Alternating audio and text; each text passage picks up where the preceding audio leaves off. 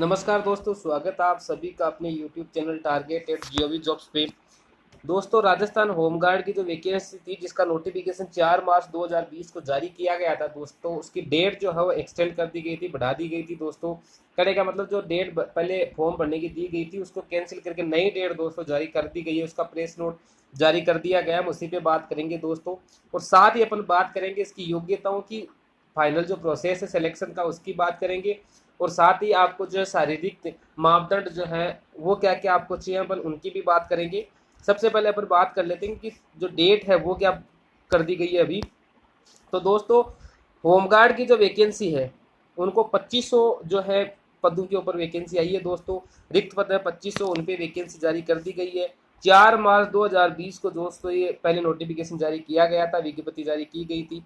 तो वो उसमें जो डेट थी उसको बढ़ा के, उसका कारण ये है कि दोस्तों कोविड-19 कोरोना महामारी के कारण अभ्यर्थियों से आवेदन पत्र आमंत्रित करने की तिथि आगामी सूचना तक स्थगित कर दी गई थी। कहने का मतलब जो पहले जो डेट थी वो डेट कैंसिल करके नई डेट दोस्तों जारी कर दी गई है। वो डेट क्या है उसके बारे में अपन बात कर लेते हैं। तो दोस्तों, जो महानिदेशक होमगार्ड राजीव दासोत ने बताया है, क्या बताया दोस्तों, कि वर्तमान में लॉकडाउन में केंद्र व राज्य सरकार द्वारा शिथिलता प्रदान किए जाने की परीक्षा में नामांकन के लिए आवेदन पत्र अब दिनांक, इंपॉर्टेंट बात, 10/6/2020 से दिनांक 9/7/2020 रात्रि 12 बजे तक। कहने का मतलब 10/6 से लेके 9/7 रात 12 बजे तक ऑनलाइन फॉर्म भरे जा सकेंगे दोस्तों। और इसमें लिखा है कि आवेदकों को सलाह दी जाती है कि अंतिम दिनांक का इंतजार किए बिना आपको क्या करना है, आवेदन दोस्तों करना है आपको। और इसमें जो योग्यता, जो शैक्षणिक योग्यता की दोस्तों अपन बात करें तो वो न्यूनतम जो शैक्षणिक वो योग्यता है वो 8वीं कक्षा उत्तीर्ण होना चाहिए दोस्तों। ये इसके अंदर दी गई है। उम्र की बात करें एज की, तो 18 वर्ष से कम व 35 वर्ष से अधिक नहीं होना चाहिए। कहने का मतलब कब से कब होना चाहिए, 18 से 35 वर्ष के बीच का ही होना चाहिए। और संबंधित जिले का क्या होना चाहिए दोस्तों, वो नागरिक होना चाहिए। साथ ही जहाँ पे भी वो रह रहा है वो चाहे वो नगर निगम है, नगर परिषद है, नगर पालिका या तहसील में लगातार 3 वर्षों से रह रहा है, तो वहां से दोस्तों वो क्या कर सकता है, अप्लाई कर सकता है। अब दोस्तों अपन बात करते हैं इसकी कि इसमें जो सिलेक्शन प्रोसेस वगैरह क्या है उनकी अपन बात करते हैं। जो नोटिफिकेशन जारी हुआ था उस पर दोस्तों अपन चलेंगे और वहां पे अपन क्या। तो दोस्तों ये वो नोटिफिकेशन है, देखो 4/3/2020 का जो, सॉरी, 4/3/2020 का जो यहाँ पे जारी किया गया था दोस्तों, उसकी जो उसी में 2500 पदों पे थी और वही 2500 पदों पे जो है दोस्तों ये है। तो मतलब नोटिफिकेशन सेम वही है, जो डेट का जो प्रेस नोट था वो जारी दोस्तों कर दिया गया है। अपन देखते हैं इसकी योग्यताओं की बात करते हैं कि इसमें योग्यताएं क्या क्या है दोस्तों। और ये जो आवेदन प्रक्रिया है दोस्तों वो कैसी है, देखो आवेदन प्रक्रिया की बात करें तो नामांकन हेतु आवेदन पत्र लिए जाएंगे। इस हेतु आवेदन का एसएसओ आईडी उपलब्ध होना चाहिए। कहने का मतलब एसएसओ आईडी आपके पास होना चाहिए। अगर एसएसओ आईडी नहीं है तो आप कहाँ पे जाके बना सकते हैं दोस्तों, तो आप sso.rajasthan.gov.in पे जाकर एसएसओ आईडी बना सकते हैं। या फिर आप किसी भी ई मित्र कियोस्क पर निःशुल्क आप एसएसओ आईडी बना सकते हैं। जब भी फॉर्म भरने जाए तो वो आपकी एसएसओ आईडी बना देगा। अगर आपके पास ऑलरेडी है तो आप उससे फॉर्म भर सकते हैं, ठीक है। अगर अपन आगे बात करें दोस्तों, अब कैसे कैसे भरना है, या तो खुद भर सकते हैं या तो आपको क्या करना है दोस्तों, ई मित्र पे जाके आपको भरवाना है। अपन उसकी फीस की बात कर लेते हैं दोस्तों, जो है किसके लिए कितनी। पहले दोस्तों अपन इसकी जो है कुछ फोटो वगैरह की जो कंडीशन दी गई है उनकी बात दोस्तों अपन कर लेते हैं, क्या क्या दी गई है। देखो, अभ्यर्थी ऑनलाइन आवेदन पत्र में फोटो अपलोड करने के लिए अपनी स्पष्ट एवं हाल ही में खींची गई, मतलब अभी हाल ही में खींची गई फोटो चाहिए दोस्तों। पासपोर्ट साइज फोटो की साइज क्या, 50 KB से वो कहाँ तक होनी चाहिए, 100 KB पर होनी चाहिए। और उस पर जो है विज्ञप्ति जारी होने की दिनांक अथवा उसके पश्चात की दिनांक, जिस दिन या तो विज्ञप्ति जारी हुई है वो दिनांक या उसके बाद की दिनांक आपको क्या हो, फोटो पर दोस्तों अंकित होनी चाहिए। और साथ में आपको क्या चाहिए, हस्ताक्षर चाहिए दोस्तों, जिसकी साइज होनी चाहिए 20 KB से 50 KB तक। वो आपको स्कैन करके उसमें क्या होगी दोस्तों, अपलोड होगी। और साथ ही ये भी लिखा हुआ है कि शारीरिक दक्षता परीक्षा में जारी होने वाले प्रश्न पत्र पर भी आवेदन पत्र के समय अपलोड की फोटो ही चस्पा की जाएगी। यानी जो फोटो आप ऑनलाइन फॉर्म भरने के टाइम काम में ले रहे हैं, वैसी की वैसी फोटो आपको कहाँ लगानी होगी, जब शारीरिक दक्षता परीक्षा होगी उसमें जो प्रवेश पत्र एडमिट कार्ड जो आपको जारी किया जाएगा उस पर भी वही फोटो क्या होनी चाहिए दोस्तों, लगी हुई होनी चाहिए। अपन बात करते हैं आगे।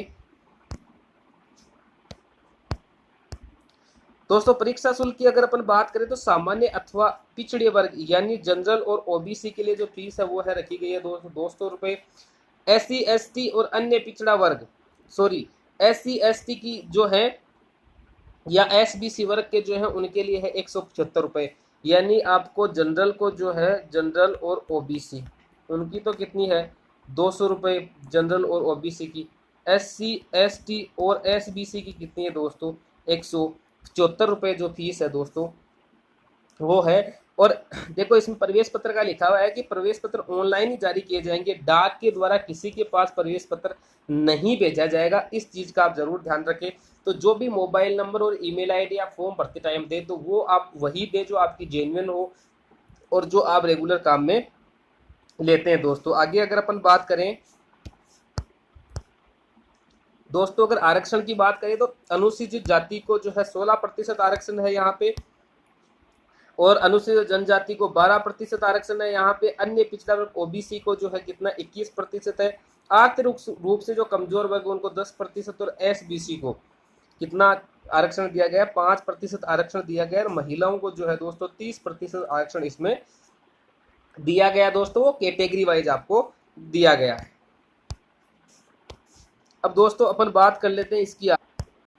दोस्तों अगर अपन मानदेय की बात करें तो गृह रक्षा स्वयं सेवक सरकारी कर्मचारी नहीं होता, ये तो आपको पता ही होगा, नहीं पता तो आप ध्यान रखना। राज्य सरकार के अध्यादेश 1963 एवं राज्य सरकार द्वारा प्रसारित गृह रक्षा नियमावली 1962 के तहत संचालित इस विभाग में स्वयं सेवकों को चयनित कर प्रशिक्षण प्रदान संगठित किया जाता है।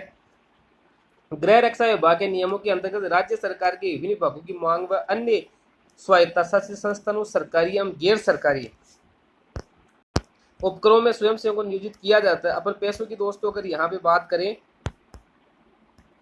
दोस्तों, अगर अपन यहाँ पे सैलरी की बात करते हैं तो कितनी दी गई है दोस्तों, वर्तमान में 693 रुपये प्रति दिवस होमगार्ड्स के तौर पर नियोजन एवं 590 रुपये प्रति दिवस चतुर्थ श्रेणी कर्मचारी के तौर पर नियोजित होने पर देय होंगे। यानी चतुर्थ श्रेणी जो कर्मचारी है वो उसको 590 रुपये और होमगार्ड के तौर पर जो नियोजित है उसको 693 रुपये क्या दिए जाएंगे प्रतिदिन दोस्तों दिए जाएंगे। और ये दोस्तों स्वयं सेवक मात्र 5 वर्ष के लिए सदस्यता प्रदान की जाती है।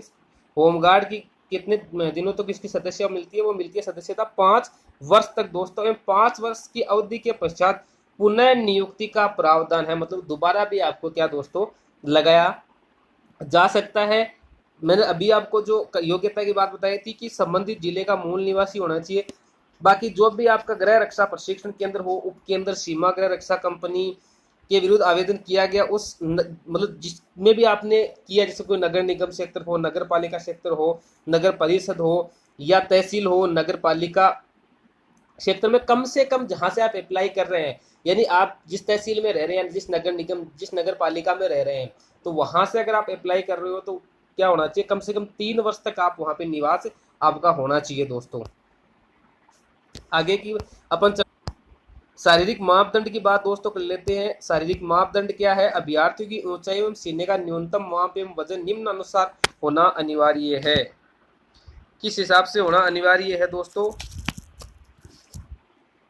जो है देखो सीना जो है, बात करें सामान्य क्षेत्र के अंदर शहरिया की छोड़ के 12 जिले के शहरिया क्षेत्र की बात अपन बाद में करेंगे, पहले सामान्य क्षेत्र की बात करें।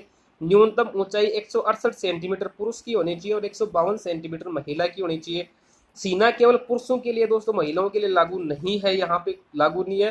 पुरुषों के लिए 81 सेंटीमीटर 81 सेंटीमीटर बिना फुलाए और 5 सेंटीमीटर दोस्तों आपको फुलाना, यानी 56 सेंटीमीटर जो है वो फुला हुआ, कम से कम 5 सेंटीमीटर आपको फुलाने। 81 आपका कम से कम होना चाहिए बिना फुलाए और 86 कम से कम होना चाहिए आपका फुलाने पे। वजन की दोस्तों अपन बात करें तो वजन केवल महिलाओं के लिए है, पुरुषों के लिए दोस्तों वजन की यहाँ पे बात नहीं है, पुरुषों के लिए वजन की बात नहीं है। महिलाओं के लिए वजन है 47.5 किग्रा। ठीक है दोस्तों, इससे ज्यादा आपका नहीं होना चाहिए। अगर अपन बात करें आगे, अब दोस्तों अपन बात करें मेडिकल की, तो यहाँ पे मेडिकल इस प्रकार से है कि दृष्टि 6/6 होनी चाहिए, आंखें आपकी सही होनी चाहिए, साथ में मानसिक रूप से जागरूक होना चाहिए, जो स्वास्थ्य आपका ठीक होना चाहिए, कोई भी आपके शारीरिक विकार नहीं होना चाहिए, कोई दोष या रोग से आप क्या होना चाहिए, मुक्त होने चाहिए, मानसिक रूप से भी आप कोई मानसिक रोग से भी ग्रस्त नहीं होनी चाहिए दोस्तों। घुटने आपस में टकराने, नसें फूली हुई होना, भेंगापन, सॉरी, रतौंदी, रंग दृष्टि दोष, हकलाकर बोलना, पैर समतल, हर्निया या फिर शल्य प्रॉब्लम्स की बात करें, या कोई अदर जो आपका अंग भंग जो विकृति है वो आपका नहीं होना चाहिए, नहीं तो आपको अयोग्य दोस्तों माना जाएगा। साथ में दोस्तों जो बच्चों वाला जो नियम है वो भी 2 से ज़्यादा बच्चे वो भी दोस्तों आपके नहीं होना चाहिए, यानी 1/6/2002 के बाद आपके 2 से अधिक संतान नहीं होनी चाहिए। अगर ऐसा है दोस्तों 2002 के बाद अगर आपकी कोई 2 संतान हुई है आपके 2 से ज़्यादा, तो आप क्या है दोस्तों अयोग्य दोस्तों इसमें माने गए। दोस्तों अपन सिलेक्शन प्रोसेस की बात करें तो पहले चरण में शारीरिक मापतोल परीक्षण होगा दोस्तों, जिसको फिजिकल स्टैंडर्ड टेस्ट पीएसटी दोस्तों बोलते हैं। अगर आप उसमें अयोग्य घोषित होते हैं तो दोस्तों 500 रुपये का शुल्क आपका जमा होगा और आप दोबारा परीक्षण बोर्ड को दोस्तों एक बार अपील आप कर सकते हैं उसके लिए। द्वितीय चरण की अगर मैं बात करूं तो शारीरिक दक्षता परीक्षण है, फिजिकल इफिशिएंसी टेस्ट जो है पीईटी की अपन बात करें तो वो है दोस्तों। तो दोस्तों ये जो प्रथम चरण और सेकंड चरण आपका दोनों है दोस्तों, इसमें बोला गया कि अगर कोई महिला गर्भवती है तो वो इसमें भाग नहीं लें, अगर फिर भी वो भाग लेते हैं तो स्वयं की जिम्मेदारी होगी, बोर्ड की इसमें कोई जिम्मेदारी नहीं है दोस्तों। अब बात कर ले अपन दौड़ की, तो दोस्तों पुरुषों को जो दौड़ है वो 1000 मीटर यानी कि 1 किलोमीटर आपको दौड़ना है, उसके अंक जो है वो 30 है दोस्तों। अधिकतम अंक कितने हैं? 30 है दोस्तों, चाहे महिला हो चाहे पुरुष हो। जब आप 3 मिनट 40 सेकंड में दौड़ पूरी कर लेते हैं तो 15 अंक दिए जाएंगे, अगर 3 मिनट 20 सेकंड में पूरी करते हैं तो 23 अंक, अगर 3 मिनट 10 सेकंड में पूरी करते हैं तो पूरे 30 नंबर आपको दिए जाएंगे। महिलाओं में आपको 800 मीटर दौड़ना है, पुरुषों में मैंने बताया 1000 मीटर यानी 1 किलोमीटर। पुरुषों में जो महिलाओं में 4 मिनट 30 सेकंड में 15 नंबर, और फिर महिला में 3 मिनट 40 सेकंड में 23 अंक, और 3 मिनट 15 सेकंड में अगर कोई 800 मीटर महिला दौड़ लगाती है तो उसे 30 के 30 नंबर दोस्तों दिए जाएंगे। अगर आगे अपन बात तो दोस्तों इसमें बात करें अपन विशेष योग्यताओं की, तीसरा चरण जो है उसकी बात करें तो एनसीसी सर्टिफिकेट है, अगर आपके पास ए प्रमाण पत्र है तो 4 अंक, बी प्रमाण पत्र है तो 8 अंक, और सी प्रमाण पत्र है तो 8 अंक, बी के लिए 6 अंक और सी के लिए 8 अंक सॉरी, यानी अधिकतम अंक कितने दोस्तों? 8 हैं। इसके अलावा अगर आरकेसीएल का आपके पास डिप्लोमा है या आपके पास एनसीवीटी द्वारा जो है आईटीआई अगर आपके पास है, और साथ ही इसके अलावा दोस्तों अगर अपन बात करें तो उसके 3 अंक आपको दिए जाएंगे अगर आपके पास आईटीआई है एनसीवीटी से, या फिर आरकेसीएल का डिप्लोमा है, या फिर कोई कंप्यूटर शिक्षा संबंधी कोई प्रमाण पत्र है दोस्तों, और वो दिया गया है DOEA सोसाइटी द्वारा अगर कोई प्रदत्त है आपको। साथ ही अगर electrician, fitter, plumber, welding, motor गाड़ी mechanic, diesel mechanic, carpenter, painter, fire technology and industrial safety fireman का एनसीवीटी से जो प्राप्त अगर आईटीआई है तो उसके लिए आपको 2 अंक दिए जाएंगे दोस्तों। साथ ही अपन बात करें अगर खेलों में आप अच्छे हैं, खेलों के आप प्रमाण पत्र आपके पास है, राष्ट्रीय स्तर पर आपने खेला उसका प्रमाण पत्र है तो 4 अंक मिलेंगे, राज्य स्तर पर खेला है तो 2 अंक, अगर स्काउट गाइड आपने राष्ट्रपति पुरस्कार जीता है तो 5 अंक, अगर राज्य पुरस्कार जीता है 3 अंक, या तृतीय सोपान अगर आपने उत्तीर्ण किया तो उसके लिए 2 अंक। साथ ही दोस्तों अगर आपके पास लाइसेंस है 1/4/2019 से पूर्व जारी होना चाहिए दोस्तों, अगर आपके पास हेवी लाइसेंस है तो 3 नंबर मिलेंगे, अगर आपके पास लाइट लाइसेंस है तो 2 अंक दोस्तों आपको दिए जाएंगे। ठीक है दोस्तों, इसमें ऐसा लिखा है कि विशेष योग्यता हेतु देय अंकों के संदर्भ में स्पष्ट किया जाता है कि किसी भी अभ्यर्थी को विशेष योग्यता हेतु अधिकतम अंकों का कुल योग 20 से अधिक नहीं होगा। इस प्रकार उपयुक्त श्रेणियों में अधिकतम अंक वाले प्रमाण पत्र के अंक ही गणनीय होंगे। कहने का मतलब जो भी कंडीशंस, जो भी सर्टिफिकेट आपको दिए गए सब के सब आपके पास है, और वो सारे आपके टॉप वाले हैं जिसमें मैक्सिमम नंबर मिलते हैं, तब भी आपको मैक्सिमम इस जो तृतीय पार्ट जो है तीसरे चरण में ज़्यादा से ज़्यादा 20 नंबर आपको दोस्तों दिए जाएंगे, इससे ज़्यादा आपको अंक नहीं दिए जाएंगे। अगर नामांकन परीक्षा की अपन बात करें तो परीक्षा का चरण है शारीरिक दक्षता परीक्षा के 30 अंक, विशेष योग्यता के 20 अंक, टोटल अंक कितने हो गए? 50 अंकों की उपयुक्त परीक्षा में अभ्यर्थी को उत्तीर्ण होने के लिए शारीरिक दक्षता परीक्षा में न्यूनतम 50% अंक अर्थात 15 अंक, कुल अंकों का कम से कम 40% अर्थात 20 अंक प्राप्त करना अनिवार्य है दोस्तों। ठीक है, शारीरिक दक्षता के लिए आपको 15 कम से कम नंबर होने चाहिए। ठीक, और कुल जो आपके नंबर आ रहे हैं उसके कम से कम 40% यानी 20 अंक प्राप्त होना दोस्तों आपके क्या है, जरूरी है, तभी आपको योग्य माना जाएगा। और जो मेरिट लिस्ट है वो दोस्तों आपकी दौड़ विशेष योग्यता में अंक तथा मेरिट योग्यता सूची की तैयार की जाएगी, और उसी तैयार के अनुरूप जो खाली पोस्ट हैं उनको देकर आपकी क्या की जाएगी दोस्तों, फाइनल सिलेक्शन जो है किया जाएगा दोस्तों। साथ ही आपको पता है कि मूल निवास, जाति प्रमाण पत्र, ये सब आपको दोस्तों चाहिए होंगे। करेक्टर सर्टिफिकेट भी आपको चाहिए होगा दोस्तों, पुलिस द्वारा जो जारी करेक्टर सर्टिफिकेट या चरित्र प्रमाण पत्र जो होता है तो वो भी क्या होगा दोस्तों आपके पास होना चाहिए। तो दोस्तों जो मेन जानकारी थी वो आपको दोस्तों बता दी गई है। अगर फिर भी कोई चीज़ छूट गई है तो आप कमेंट बॉक्स में जाके कमेंट कर देना, आपको उसकी भी जानकारी दोस्तों दे दी जाएगी। और तैयारी, साथ ही गवर्नमेंट जॉब की तैयारी करने के लिए जुड़े रहिए आप हमारे चैनल के साथ, जिसका नाम है target@gov-jobs। अगर आपको ये वीडियो अच्छा लगे तो लाइक, शेयर और कमेंट जरूर करें दोस्तों। साथ ही चैनल को सब्सक्राइब करें, बेल आइकन को दबाना बिल्कुल ना भूलें। Thank you very much.